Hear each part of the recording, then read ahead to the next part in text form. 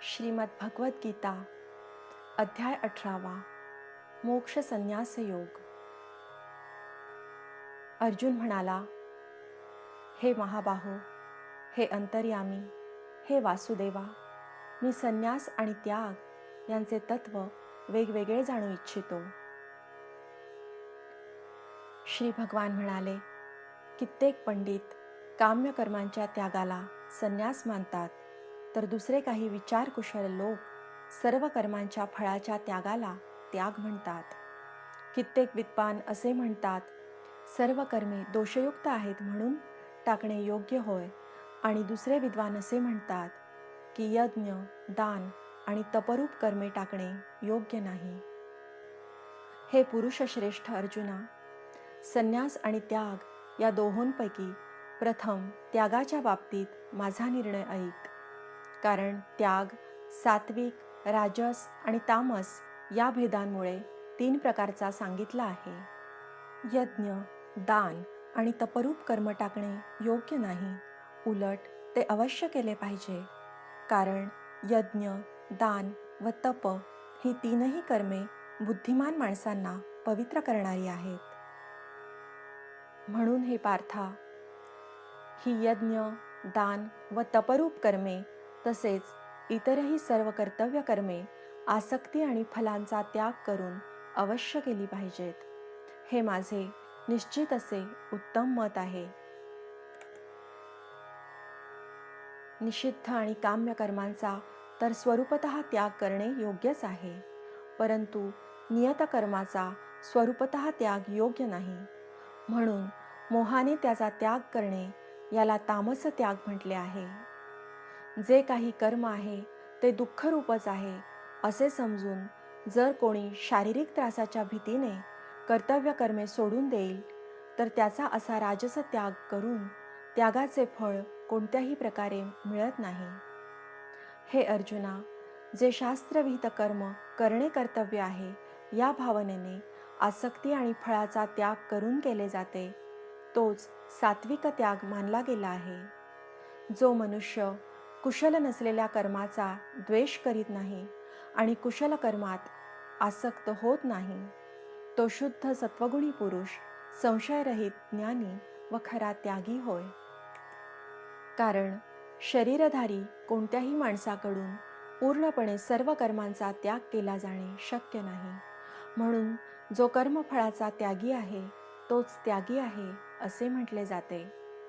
कर्मफळाचा त्याग न करणाऱ्या मनुष्यांना कर्माचे बरे, वाईट व मिश्र असे 3 प्रकारचे फळ मेल्यानंतर जरूर मिळते, परंतु कर्मफळाचा त्याग करणाऱ्या मनुष्यांना कर्मांचे फळ कधीही मिळत नाही.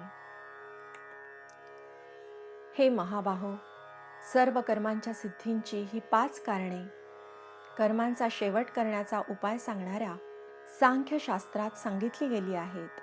ती तू माझ्याकडून नीट समजून घे. कर्म पूर्ण होण्यासाठी अधिष्ठान, कर्ता, निरनिराळ्या प्रकारची करण, अनेक प्रकारच्या वेगवेगळ्या क्रिया आणि तसेच 5वे कारण दैव आहे. ज्या ज्या इंद्रियांच्या व साधनांच्या द्वारा कर्मे केली जातात त्याचे नाव करण आहे. मनुष्य मन, वाणी आणि शरीराने शास्त्राला अनुसरून किंवा त्या विरुद्ध जे कोणतेही कर्म करतो त्याची ही 5ही कारणे असतात. परंतु असे असूनही जो मनुष्य अशुद्ध बुद्धीमुळे कर्मे पूर्ण होण्यामध्ये केवळ आणि शुद्ध स्वरूप आत्म्याला कर्ता समजतो, तो मलिन बुद्धीचा अज्ञानी खरे काय ते जाणत नाही. ज्या माणसाच्या अंतःकरणात मी कर्ता आहे असा भाव नसतो, तसेच ज्याची बुद्धी सांसारिक पदार्थात आणि कर्मात लिप्त होत नाही, तो माणूस या सर्व लोकांना मारूनही वास्तविक तो मारत नाही आणि त्याला पापही लागत नाही. ज्ञाता, ज्ञान आणि ज्ञेय या 3 प्रकारच्या कर्माच्या प्रेरणा आहेत, आणि कर्ता, करण तसेच क्रिया हे 3 प्रकारचे कर्मसंग्रह आहेत. गुणांची संख्या करणाऱ्या शास्त्रात ज्ञान, कर्म आणि कर्ता हे गुणांच्या भेदाने 3 प्रकारचेच सांगितले आहेत. तेही तू माझ्याकडून नीट ऐक.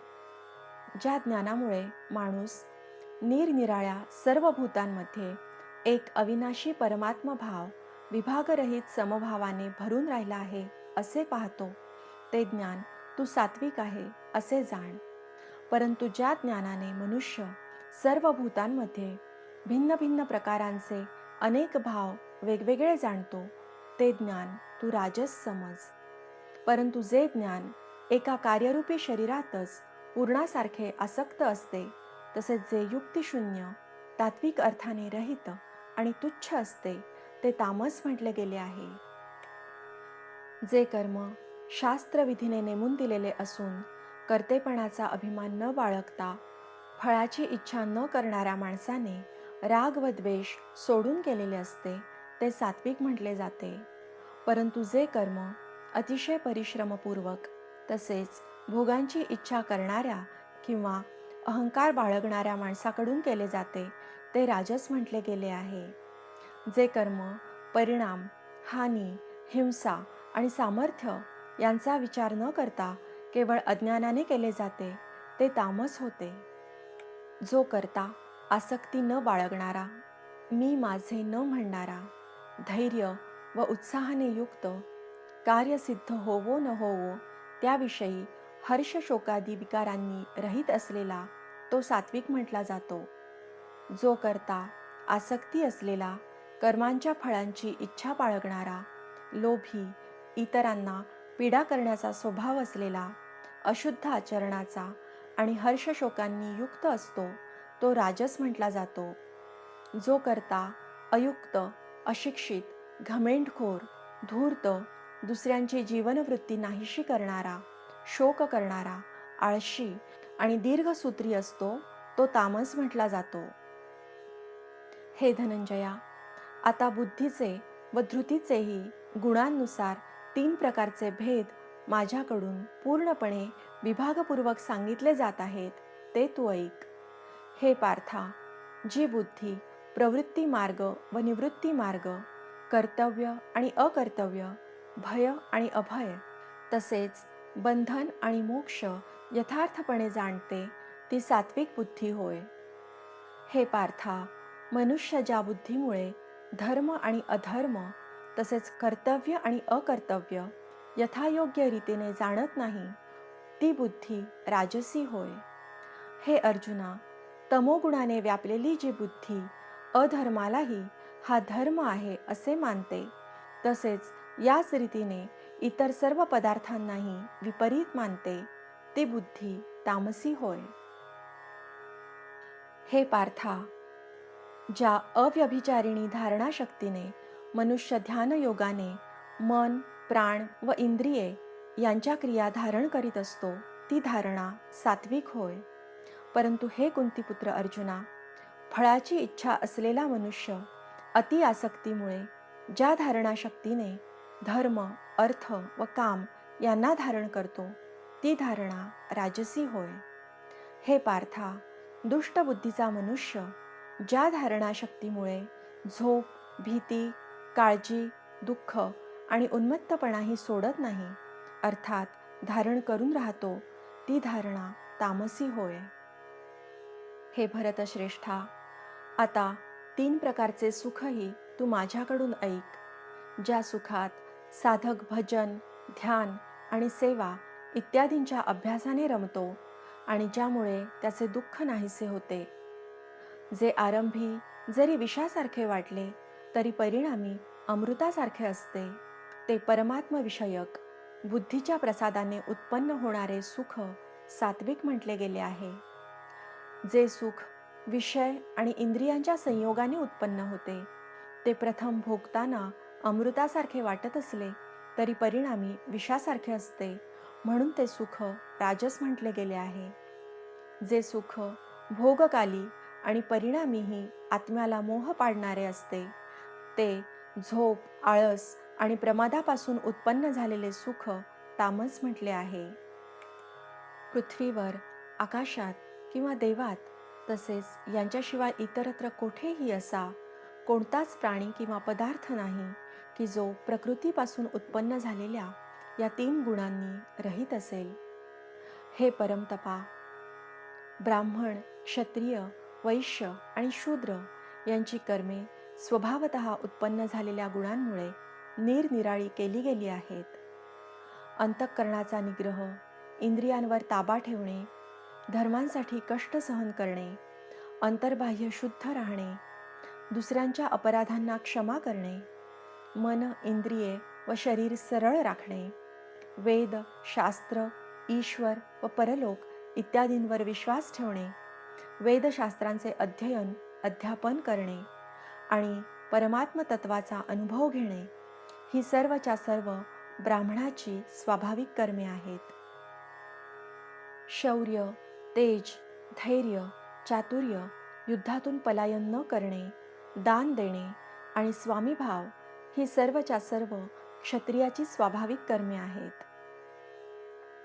शेती, गोपालन आणि क्रयविक्रय रूप सत्य व्यवहार ही वैश्याची स्वाभाविक कर्मे होत. तसेच सर्व वर्णांची सेवा करणे हे शूद्राचेही स्वाभाविक कर्म आहे. आपापल्या स्वाभाविक कर्मात तत्पर असलेल्या मनुष्यास भगवत प्राप्तिरूप परमसिद्धीचा लाभ होतो. आपल्या स्वाभाविक कर्मात रत असलेला मनुष्य ज्या रीतीने कर्म करून परमसिद्धीला प्राप्त होतो ती रीत तू ऐक. ज्या परमेश्वरापासून सर्व प्राण्यांची उत्पत्ती झाली आहे आणि ज्याने हे सर्व जग व्यापले आहे, त्या परमेश्वराची आपल्या स्वाभाविक कर्मांनी पूजा करून मनुष्य परमसिद्धी मिळवतो. उत्तम प्रकारे आचरिलेल्या दुसऱ्याच्या धर्मापेक्षा वैगुण्य असलेलाही आपला धर्म श्रेष्ठ आहे. कारण स्वभावाने नेमून दिलेले स्वधर्मरूप कर्म करणाऱ्या माणसाला पाप लागत नाही. म्हणून हे कुंतीपुत्रा, सदोष असले तरीही स्वाभाविक कर्म सोडून देऊ नये. कारण धुराने जसा अग्नी तशी सर्व कामे कोणत्या ना कोणत्या दोषाने युक्त असतात. सर्वत्र आसक्तीरहित बुद्धी असलेला, निस्पृह आणि अंतःकरण जिंकलेला मनुष्य सांख्य योगाने त्या श्रेष्ठ नैष्कर्म्य सिद्धीला म्हणजेच कर्ममुक्तीला प्राप्त होतो. हे कुंतीपुत्रा, जी ज्ञानयोगाची अंतिम स्थिती आहे, त्या नैष्कर्म्य सिद्धीला ज्या रीतीने प्राप्त होऊन मनुष्य ब्रह्माला प्राप्त होतो ती रीत थोडक्यात तू माझ्याकडून समजून घे.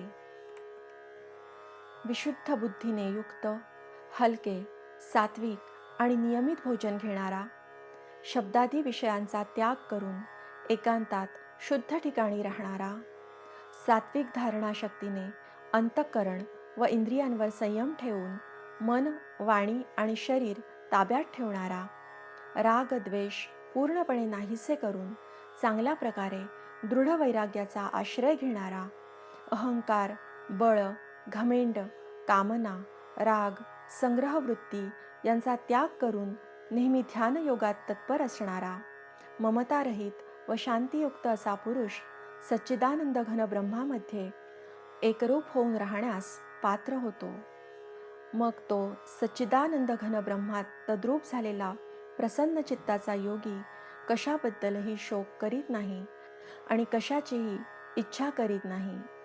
असा सर्व प्राण्यांच्या ठिकाणी समभाव बाळगणारा योगी माझ्या पराभक्तीला प्राप्त होतो. त्या पराभक्तीच्या योगाने तो मज परमात्म्याला मी जो आणि जसा आहे अगदी बरोबर तसाच तत्वतः जाणतो. तसेच त्या भक्तीने मला तत्वतः जाणून त्याच वेळी माझ्यात प्रविष्ट होतो. माझ्या आश्रयाने राहणारा कर्मयोगी सर्व कामे नेहमी करीत असला तरी माझ्या कृपेने सनातन अविनाशी परमपदाला प्राप्त होतो. सर्व कर्मे मनाने माझ्या ठिकाणी अर्पण करून तसेच समबुद्धिरूप योगाचा अवलंब करून मतपरायण आणि निरंतर माझ्या ठिकाणी चित्त असलेला हो. वर सांगितल्याप्रमाणे माझ्या ठिकाणी चित्त ठेवल्याने तू माझ्या कृपेने सर्व संकटातून सहजच पार होशील. आणि जर अहंकारामुळे माझे सांगणे न ऐकशील तर नष्ट होशील, अर्थात परमार्थाला मुकशील. तू अहंकार धरून मी युद्ध करणार नाही असे मानतोस तो तुझा निश्चय व्यर्थ आहे. कारण तुझा 3 गुणांनी बद्ध असलेला स्वभाव तुला जबरदस्तीने युद्ध करावयास लावील. हे कुंतीपुत्रा, जे कर्म तू मोहामुळे करू इच्छित नाहीस, तेही आपल्या पूर्वकृत स्वाभाविक कर्माने बद्ध असल्यामुळे पराधीन होऊन करशील. हे अर्जुना, अंतर्यामी परमेश्वर आपल्या मायेने शरीररूप यंत्रावर आरूढ झालेल्या सर्व प्राण्यांना त्यांच्या कर्मानुसार फिरवीत सर्व प्राण्यांच्या हृदयात राहिलेला आहे. हे भारता, तू सर्व प्रकारे त्या परमेश्वरालाच शरण जा.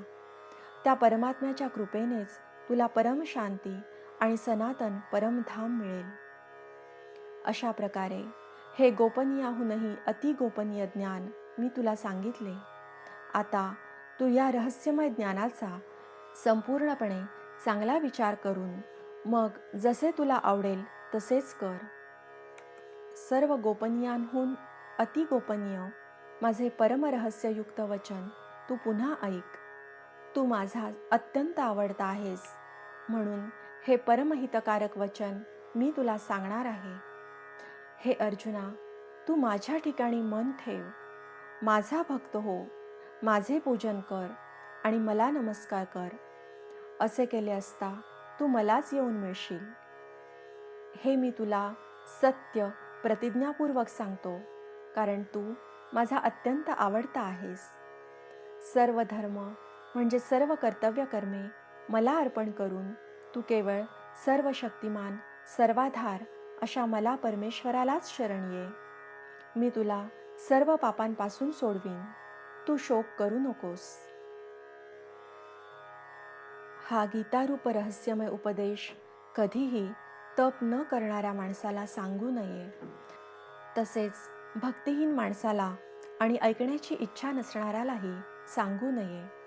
त्याचप्रमाणे माझ्यामध्ये दोष पाहणाऱ्याला तर कधीही सांगू नये. जो पुरुष माझ्या ठिकाणी परमप्रेम ठेवून हे परमरहस्ययुक्त गीताशास्त्र माझ्या भक्तांना सांगेल, तो मलाच प्राप्त होईल, यात मुळीच शंका नाही. माझे अत्यंत प्रिय कार्य करणारा त्याच्याहून अधिक मनुष्यात कोणीही नाही. तसेच पृथ्वीवर त्याच्याहून अधिक मला प्रिय दुसरा कोणी भविष्यकाली होणारही नाही. जो पुरुष आम्हा दोघांच्या धर्ममय संवादरूप या गीताशास्त्राचे अध्ययन करील, त्याच्याकडूनही मी ज्ञानयज्ञाने पूजित होईन, असे माझे मत आहे. जो मनुष्य श्रद्धायुक्त होऊन दोषदृष्टी न ठेवता या गीताशास्त्राचे श्रवण करील, तोही पापांपासून मुक्त होऊन पुण्यकर्मे करणाऱ्यांच्या श्रेष्ठ लोकांना प्राप्त होईल. हे पार्था, हे गीताशास्त्र तू एकाग्र चित्ताने ऐकलेस का? आणि हे धनंजया, तुझ्या अज्ञानातून उत्पन्न झालेला मोह नाहीसा झाला का? अर्जुन म्हणाला, हे अच्युता, आपल्या कृपेने माझा मोह नाहीसा झाला आणि मला स्मृती प्राप्त झाली. आता मी संशयरहित होऊन राहिलो आहे, म्हणून मी आपल्या आज्ञेचे पालन करीन. संजय म्हणाला, अशा प्रकारे मी श्री वासुदेव आणि महात्मा अर्जुन यांचा हा अद्भुत रहस्यमय रोमांचकारक संवाद ऐकला. श्री व्यासांच्या कृपेने दिव्य दृष्टी मिळवून मी हा परम गोपनीय योग अर्जुनाला सांगत असताना स्वतः योगेश्वर भगवान श्रीकृष्णांकडून प्रत्यक्ष ऐकला आहे. महाराज, भगवान श्रीकृष्ण आणि अर्जुनाचा हा रहस्यमय, कल्याणकारक आणि अद्भुत संवाद पुन्हा पुन्हा आठवून मी वारंवार आनंदित होत आहे. हे राजन, श्री हरीचे ते अत्यंत अलौकिक रूपही वरचेवर आठवून माझ्या मनाला खूप आश्चर्य वाटत आहे आणि मी वारंवार आनंदित होत आहे आणि हर्ष पुलकित होत आहे. जेथे योगेश्वर भगवान श्रीकृष्ण आहेत आणि जेथे गांडीव धनुष्य धारण करणारा अर्जुन आहे, तेथेच श्री, विजय, विभूती आणि अचल नीती आहे, असे माझे मत आहे. याप्रमाणे श्रीमद भगवद्गीता रूपी उपनिषद तथा ब्रह्मविद्या आणि योगशास्त्राविषयी श्रीकृष्ण आणि अर्जुन यांच्या संवादातील मोक्ष संन्यास योग नावाचा हा 18वा अध्याय समाप्त झाला. हरिओम तत्सत, हरिओम तत्सत, हरिओम तत्सत.